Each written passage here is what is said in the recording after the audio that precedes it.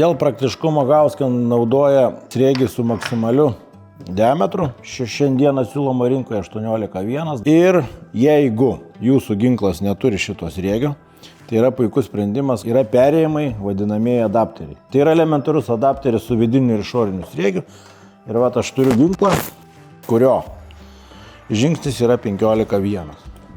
Nuimam apsauginę dalį ir montuojame perėjimą. Svarbu yra tiek slopintuvo garso, tiek šitų adapterių neperveržti, tai užtenka įtempto rankos paveržimo, jokių įrankių nenaudojame ir užmontuojame patį garso slopintuvą.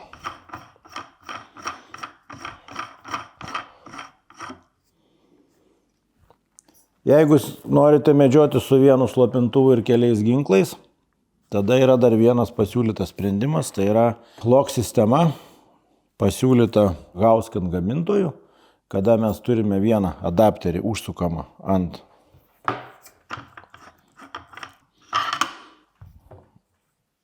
šautuvo vamzdžio ir tada viršutinė dalis, vienas galas, ant vieno galo montuojasi slopintuvas, o čia mes turime greitą jungti. Trumpų pasukimų mes sujungiame ir turėdami šitos adapterius greitai galime keisti garso slopintuvą nuo vieno prie kito.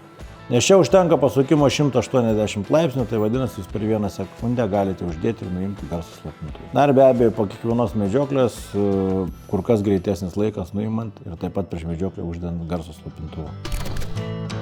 Volit, viskas vienoje vietoje.